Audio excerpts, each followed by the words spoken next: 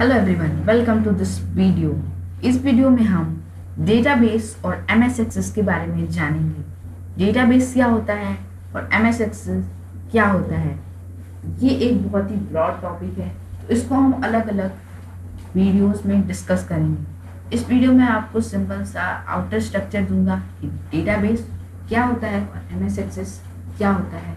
इस चीज़ के बारे में मैं आपको इस वीडियो में बताने दूंगा। तो शुरू करते हैं इस वीडियो को।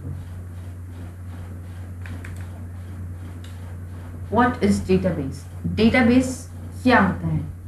अगर हम डेटाबेस बोले तो database is a collection of data organized in a manner that allow easy access, retrieval and use of that data. Database जो है कलेक्शन होता है डेटा का, जो कि ऑर्गेनाइज्ड होता है एक मैनर में। फॉर एग्जाम्पल, आपके पास एक स्टूडेंट की टेबल्स हैं, जैसे कि आपका एक इंस्टीट्यूशन है और उस इंस्टीट्यूशन में बहुत सारे स्टूडेंट्स पढ़ते हैं और हर एक स्टूडेंट का अलग अलग टेबल में उसका डेटा स्टोर है। डेटा क्या कहते हैं? Data is a collection of unorganised facts, जो कि अनऑर्गेनाइज्ड होता है, वो ऑर्गेनाइज नहीं होता है। और वो जैसे कि नाम, आपका नेम, एज, वेट, हाइट, ये सारे को हम डेटा बोलते हैं। उस स्टूडेंट का नाम, उसका क्लास, उसका डेट ऑफ बर्थ, उसका मोबाइल नंबर, ये सारा डेटा हो गया। अब उस डेटा को जब हम ऑर्गेनाइज करते हैं तो उसको हम इंफॉर्मेशन बोलते हैं। तो उन सारे बहुत सारे डेटा जो ऑर्गेनाइज होते हैं एक मैनर में, तो वो जो कलेक्शन होता है उन डेटाज का, तो उसको हम डेटाबेस बोलते हैं। और ये इस मैनर में ऑर्गेनाइज होता है कि आप इसे इजीली एक्सेस कर सकते हो किसी भी time. Retrieval and use of that data, और आप यूज भी कर सकते हो और उसको चाहो तो एडिट भी कर सकते हो। तो डेटाबेस एक जनरली कलेक्शन होता है डेटा का, जो कि ऑर्गेनाइज होता है एक मैनर में, जिसे हम इजीली एक्सेस कर सकते हैं और एडिट भी कर सकते हैं और हम फ्यूचर इसके लिए स्टोर भी कर सकते हैं। तो डेटाबेस एक्चुअली यही होता है। नेक्स्ट थिंग आती है हमारे पास, व्हाट इज एमएस एक्सेस। अब एमएस एक्सेस क्या होता है? MS Access is a software that allows you to create, access and manage a database, and it is a powerful database program for creating databases to store information।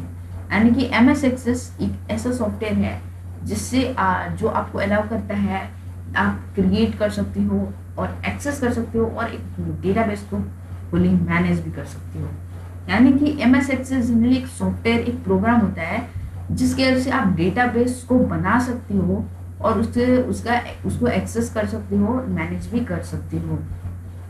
MS access generally क्या होता है? ये एक database program है जिसके वजह से आप डेटाबेस को क्रिएट कर सकते हो और एक्सेस कर सकते हो। ये एक बहुत ही पावरफुल डेटाबेस प्रोग्राम है for creating databases to store information.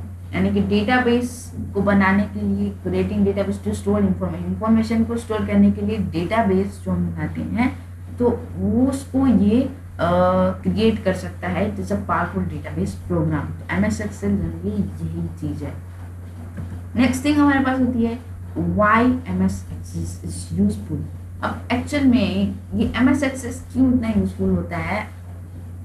जब हम डेटाबेस का नाम लेते हैं तो डेटाबेस के इसमें, तो in a manual database you might record data on paper and store it in a filing cabinet.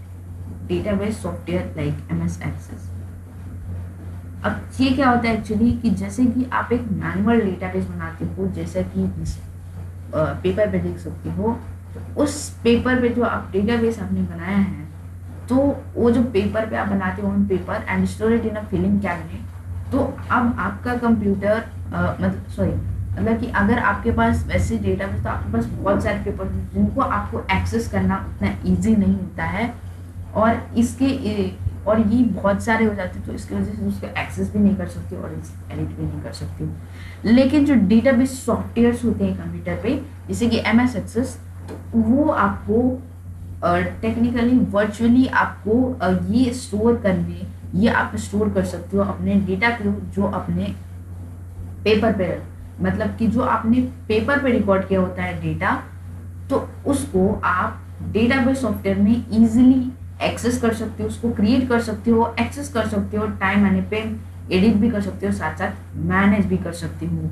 MS access के बहुत सारे फायदे होते हैं। चलिए, बहुत पहले हम लोग पेपर का यूज़ करते थे ऐसे डेटाबेसेस को स्टोर करने के लिए, लेकिन डेटा ऐसे बहुत सारे मतलब कि आपको वो इजीली एक्सेस नहीं कर सकते, उसके बहुत सारे जैसे कि डिसएडवांटेजेस भी है। जैसे कि आपको मतलब रखना पड़ता था कि जैसे कि आपको कहाँ रखा वो आपको पता करना पड़ता था, वो भी थोड़ा मुश्किल होता था। लेकिन डेटाबेस अगर आप कंप्यूटर में करते हो, क्रिएट करते हो और उसको वहाँ पे मैनेज करके स्टोर करते हो, तो वहाँ पे आप उसे इजीली एक्सेस कर सकते हो और आप टाइम आने पे उसको एडिट भी कर सकते हो। तो MS एक्सेस का यही एक सबसे बड़ा जो है एडवांटेज होता है।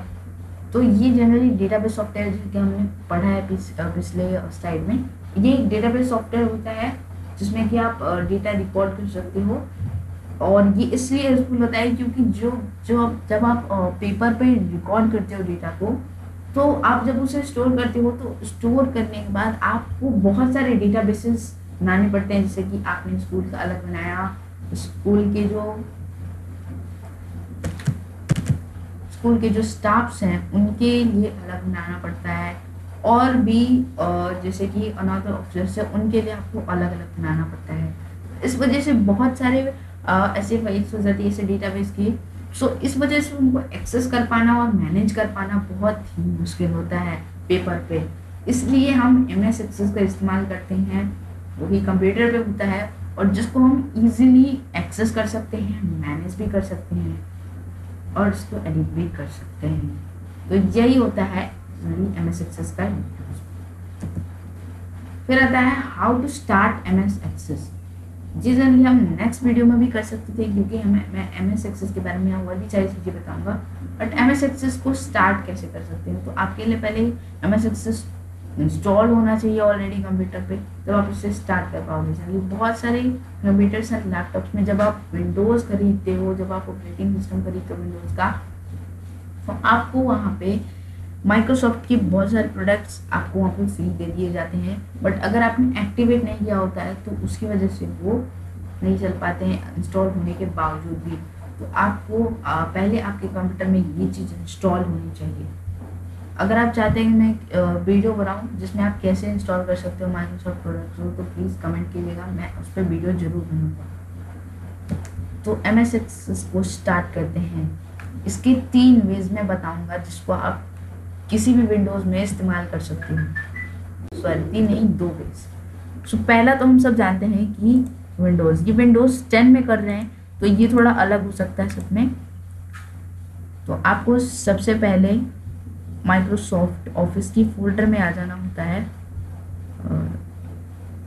यहाँ पे आप जब इसको ओपन करोगे तो यहाँ पे आपको माइक्रोसॉफ्ट एक्सेस ढूंढना होता है, जो कि यहाँ पे है। मैंने इसको डेस्कटॉप पे रख रखा है और यहाँ पे सर्च भी कर सकते हो उसको, माइक्रोसॉफ्ट एक्सेस सर्च मार के।